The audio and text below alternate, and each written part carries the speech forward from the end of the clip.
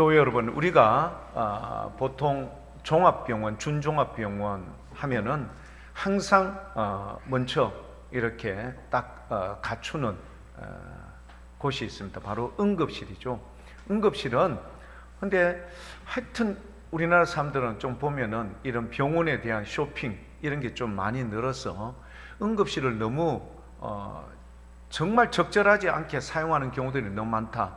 그래서 의료보험공단에서 여기에 대해서 어떤 제재 조치를 했는 게 뭐냐면은 응급실에 가서 진료받으면은 일반 외래 진료받는 것보다 훨씬 더 병원비가 비싸죠. 비싸게 만들었어요. 그래서 병원비를 비싸게 만들어서 가능하면은 응급실 올 것 좀 참고 기다렸다 외래에 갈 수 있도록 정상적인 진료를 받을 수 있도록 그렇게 만들죠.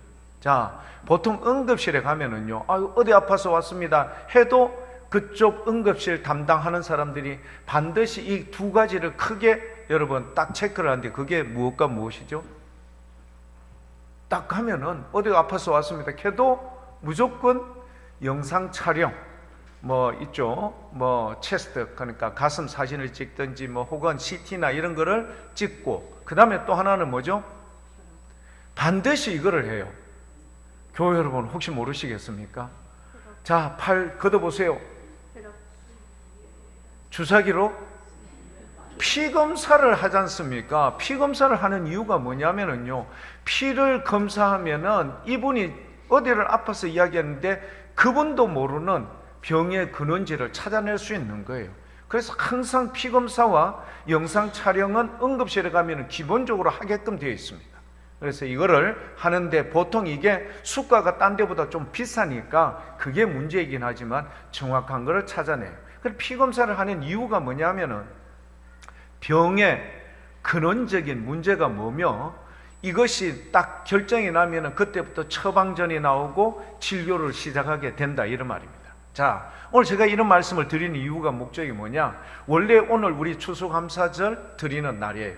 근데 교회 사정상 다음 주로 이제 연기를 해놓았거든요.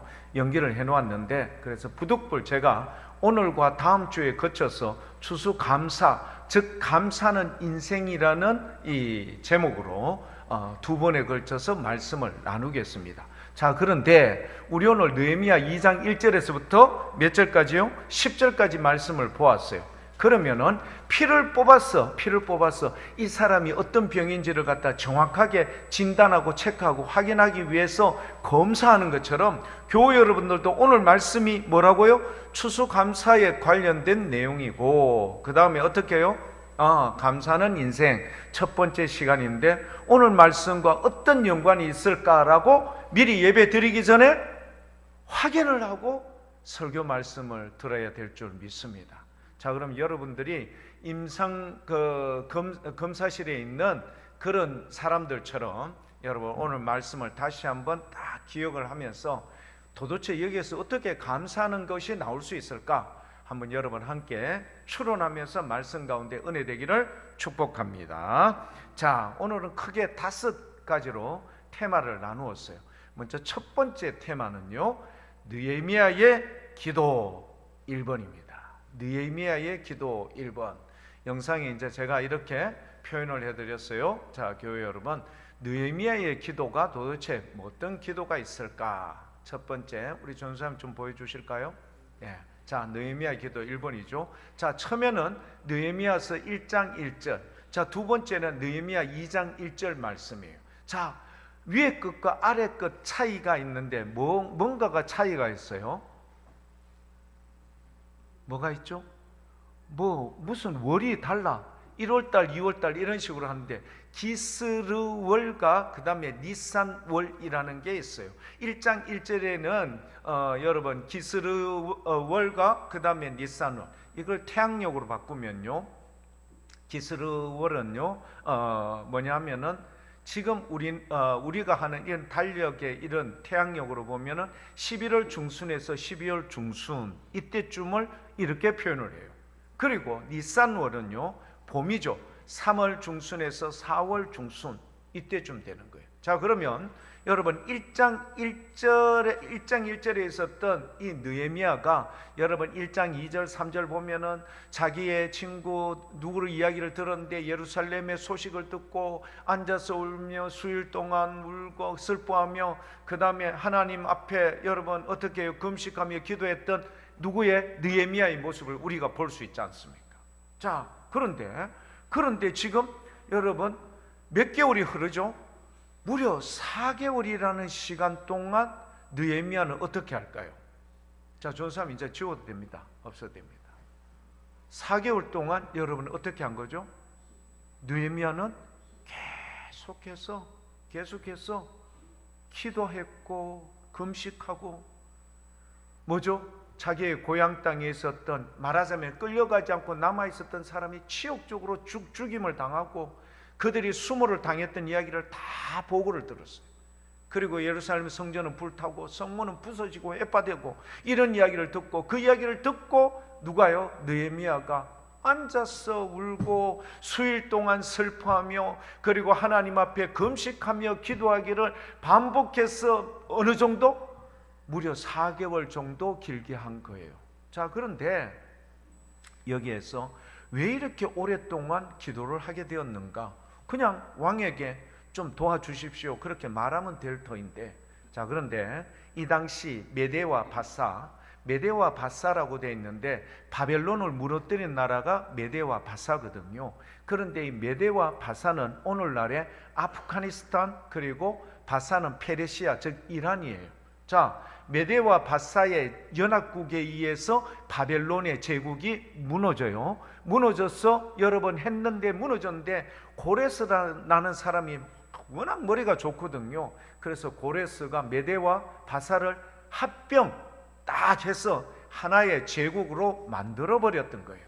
자, 이 바사 제국이요 여러 많은 지역을 통치하는데 이 왕들이 항상 수상궁에만 있는 것이 아니라 겨울철에는 바벨론 쪽에 가서 그쪽에 가서 통치하는데 유리하게끔. 왜? 겨울철이니까 좀 추운 것보단 바벨론 지역이 훨씬 낫겠죠. 자, 그러다가 여름철 더울 때가 되면은 메대 지역에 있는 악다움이라는 이런 곳에 가서 또 이제 통치를 하고, 그러면 수상궁에는 언제 오는가 하면은 봄, 가을철에 이제 이쪽에서 말하자면은 왕이 통치를 했던 거예요. 그래, 아닥사스다 왕이 처음에 수상궁에 있던 느헤미야가 겨울철에 여러분 어떻게 해요? 이 소식을 듣고 그때부터 울면서 기도하기 시작했죠. 기도했는데 왕이 다시 수상궁으로 돌아올 때는 언제쯤 돌아오는 거죠? 니산월, 바로 3월 달이 되어야 왕이 돌아왔는데, 왕이 여러분 겨울철에 가기 전에 느헤미야의 얼굴에 수심이 없었는데 와서 딱 보니까 얼굴에 뭐가 있어요? 수심이 있는 모습을 발견하게 된 거예요. 자, 그런데 교회 여러분, 제가 드리는 첫 번째 여러분들에게 권면드리고 싶은 말씀, 첫 번째는요, 4개월 동안 느헤미야가요 민족의 그 이스라엘 백성들의 죄를 하나님 앞에 회개하고 그들을 살려달라고 그렇게 간구하고 기도했던 거예요. 자, 4개월 동안 기도를 했어요. 혹시 여러분 고사성어 중에서 괄목상대라는 말 들어보셨죠? 괄목상대. 며칠 사이에 상대방이요 실력이 엄청나게 좋아진 거예요. 너무너무 실력이 좋아져서 눈을 비비고 다시 본다, 이런 의미가 괄목상대입니다. 자, 이 유래는 어디에서 나왔는가 하면은요, 삼국지의 요몽전이라는 곳에 노숙이라는 사람이 여러분 너무너무 며칠 안 받는 사이에 너무 박식해진 거예요. 그래서 여몽이 뭐라고 이야기하는가 하면은 웃으면서 노숙에게 이야기하는 거예요. 선비는 3일 정도만 지나면은 아마 눈을 비비고 봐야 될 만큼 지식이 출중하게 늘어납니다. 그렇게 이야기를 한 거예요. 자, 여러분 3일 정도의 시간 동안에도 선비들이 여러분 책을 보고 열심히 공부하면은 눈에 보이게 박식할 정도로 보일 정도 괄목상대인데, 지금 느헤미야는 무려 몇 개월 동안 기도했어요? 4개월 동안 기도한 거예요. 그러니까 이 기도하고 나니까 어떤 기적이 일어나는지를 오늘 말씀을 통해서 우리가 발견하게 된다면, 교회 여러분들도 여러분 인생 가운데 있는 직면에 있는 어려운 문제를 여러분 주님 은혜 가운데 꼭 응답이 되는 놀라운 기적이 오늘 말씀을 통하여 여러분의 삶 속에 충만할 수 있기를 축복합니다. 여러분 발견하셔야 돼요. 자, 느헤미야가 이런 기도를, 무슨 기도를요? 그렇죠, 고국 땅에 너무 처참한 상황. 그러나 느헤미야의 가장 중요한 기도의 제목은 여러분 뭘까? 바로 성벽이 무너져서 개들이 지나가면서 오줌 누고 난리 법석인 거. 이게 너무너무 마음이 아팠어. 성전은 재건이 되었는데, 성전은 재건되어 있었어요. 그러니까 그 이야기를 딱 듣고는 느헤미야가 어떻게 하든지 예루살렘에 있는 성전의 성벽을 재건하고자 하는 그런 마음에 여러분 결심을 가지고, 그리고 주님 앞에 매달렸던 겁니다. 자, 느헤미야의 기도 두 번째 기도를 한번 살펴보겠습니다. 몇 군데의 말씀이 있어요? 우리 느헤미야 1장 4절, 1장 6절, 그리고 1장 11절 세 군데의 표현이 있습니다. 제가 좀 전에 이야기했죠? 이 예루살렘의 소식을 듣고 울고, 앉아서 울고 수일 동안 슬퍼했고, 그리고 하늘의 하나님 아버지 앞에 금식하며 기도했던 이 느헤미야의 기도의 모습 보이시죠? 자, 1장 6절에는 좀 더 자세하게 표현이 돼요. 우리 같이 한번 읽어볼까요? 같이 한번 읽어보겠습니다. 1장 6절. 이제 종이 주의 종들인 이스라엘 자손을 위하여 주야로 기도하오며 우리 이스라엘 자손이 주께 범죄한 죄들을 자복하오니 주는 귀를 기울이시며 눈을 여시사 종의 기도를 들으시옵소서. 나와 내 아버지 집이 범죄했습니다. 이런 기도를 했어요. 자, 느헤미야의 구체적 기도가 1장 11절에 나와요. 여러분 11절에는 꼭 그 기도의 가장 중요한 부분을 찾아내셔야 돼요. 같이 한번 11절 읽어볼게요. 시작. 귀를 기울이사 종의 기도와 주의 이름을 경외하기를 기뻐하는 종들의 기도를 들으시고 오늘 종이 형통하여 이 사람 앞에서 은혜를 입게 하옵소서 하였나니 그때에 내가 왕의 술관원이 되었느니라. 여러분, 느헤미야의 기도의 가장 중요한 목적, 뭘 이루기 위해서 주님 앞에 지금 기도를 하고 있어요? 11절에 있어요. 11절에 있습니다. 예? 여러분, 점심을 좀 드시고 와서 다시 예배 드릴까요? 너무 소리가. 자, 한번 누가 이야기를 한번 맞춰보십시오. 1장 11절에 있어요.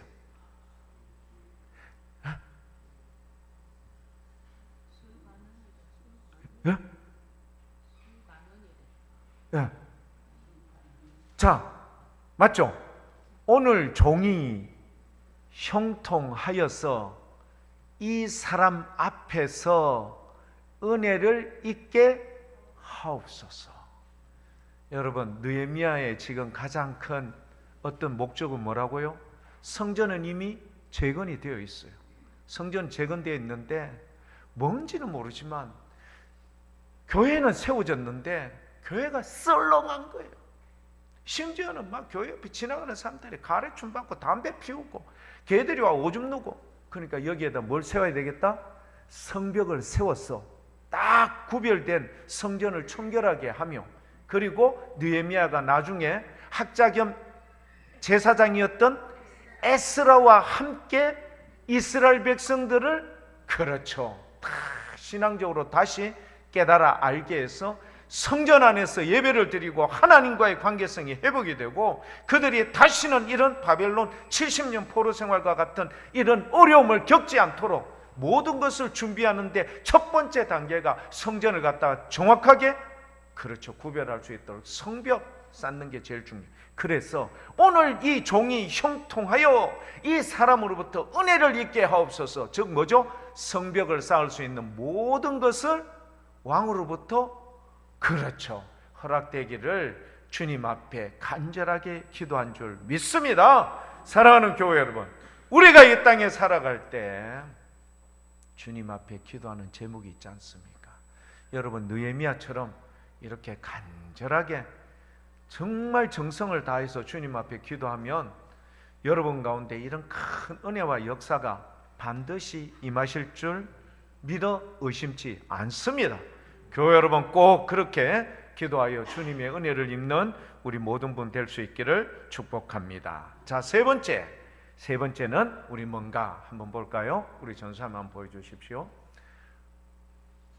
세 번째 느헤미야의 기도가 아니라 전도사님 내가 적어드렸는데 그때에 내가 크게 두려워하여 이겁니다. 세 번째 제목은 느헤미야 기도가 아니고 여러분 그때에 내가 크게 두려워하였다.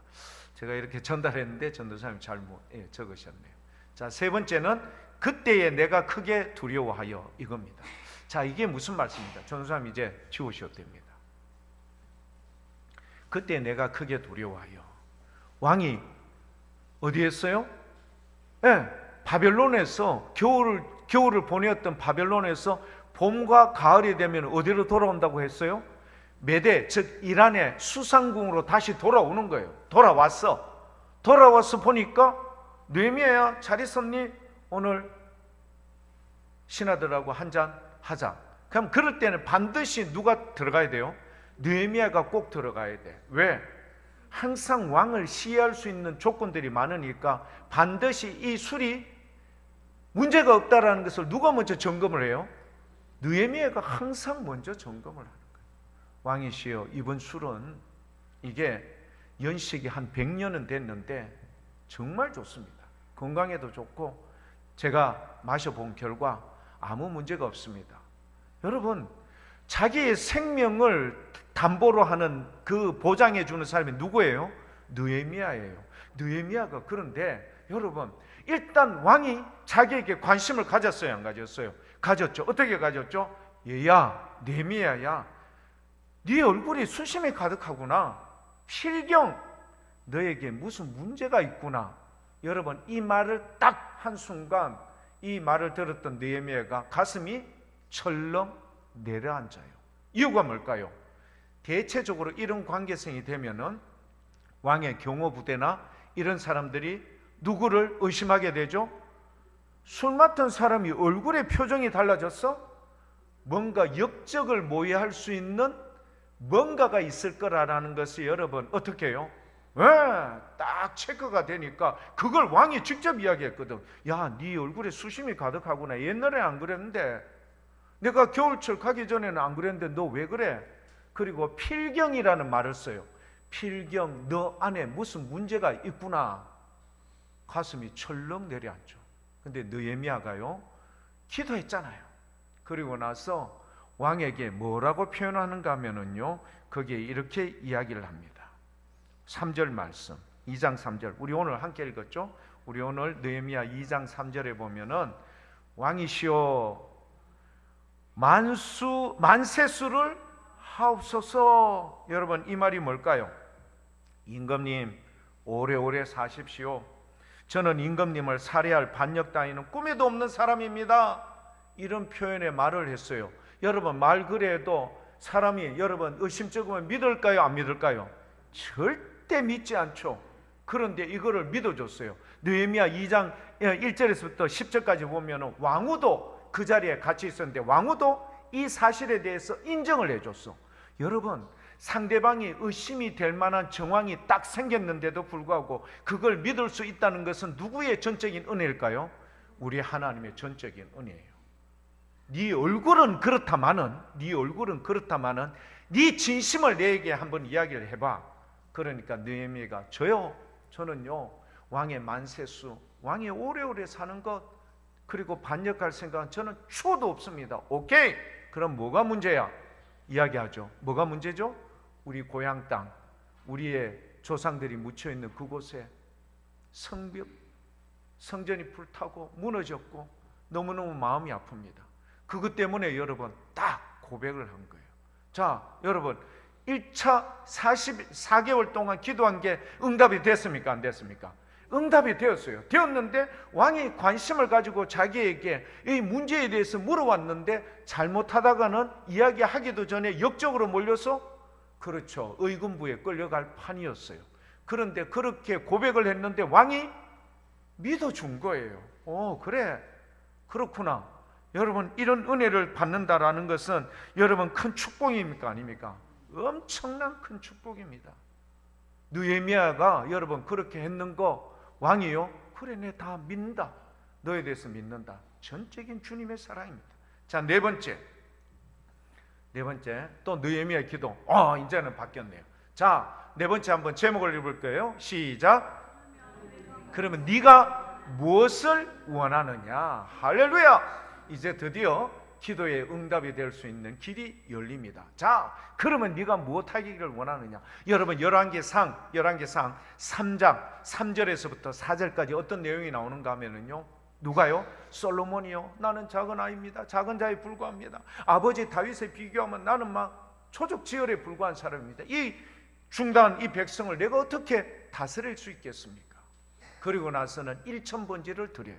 일천번제를 딱 드린 이후에 하나님께서 열왕기상 3장 4절에 기브온의 밤에 누구에게요? 솔로몬에게 나타나요. 그리고 나서 여러분 뭐라고 이야기할까요? 열왕기 3장 5절이군요. 기브온의 밤에 여호와께서 솔로몬의 꿈에 나타나니라 하나님이 이르시되, 여러분 꿈에서 주님께서 이렇게 말하면 기분이 좋을까요? 나쁠까요? 엄청 좋죠. 내가 내게 무엇을 줄까? 너는 구하라. 할렐루야. 여러분, 이런 은혜가 여러분 가운데 있기를 축복합니다. 여러분, 느헤미야가 이렇게 4달 동안 기도를 했는데 이런 은혜를 왕이 스스로 묻고요, 왕이 이 문제를 해결해 주기 위해서 너한테 뭐 해줄까? 여러분, 그런데 왕이 하는 거는 제한이 있을까요? 없을까요?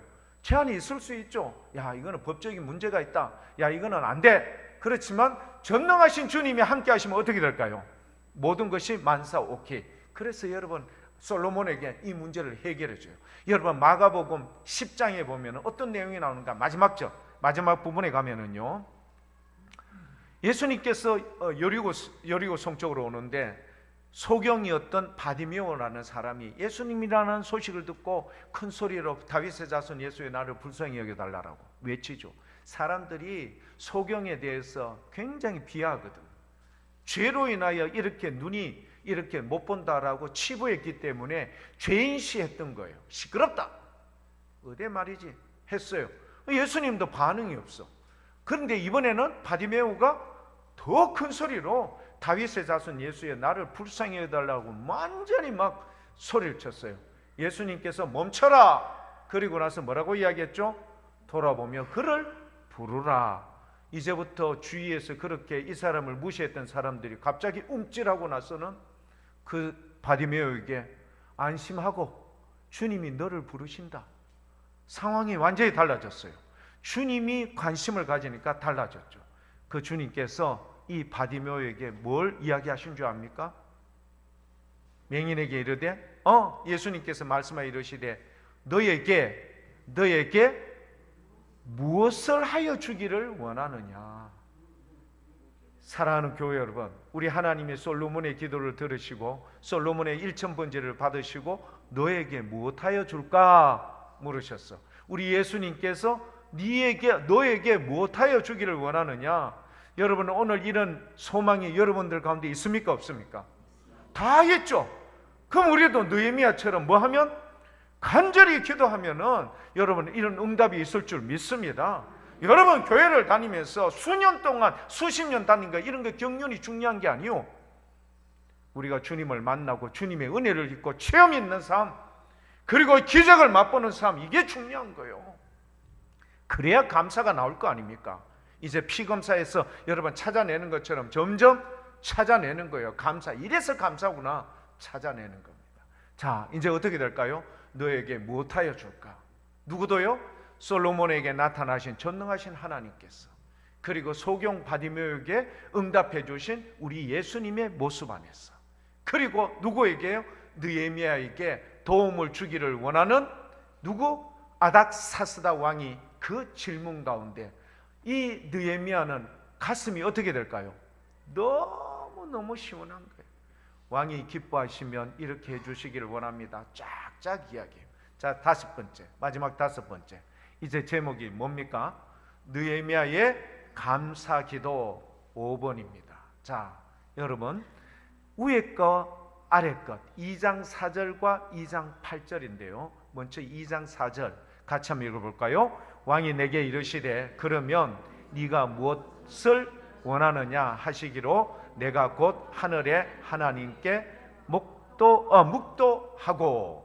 여러분 이 부분에 가장 중요한 게 바로 하늘의 하나님께 묵도했다, 이 부분입니다. 무슨 이야기인가 하면은, 자 그러면 너에게 무엇을 원하느냐, 네가 무엇을 원하느냐 소원을 이야기해봐.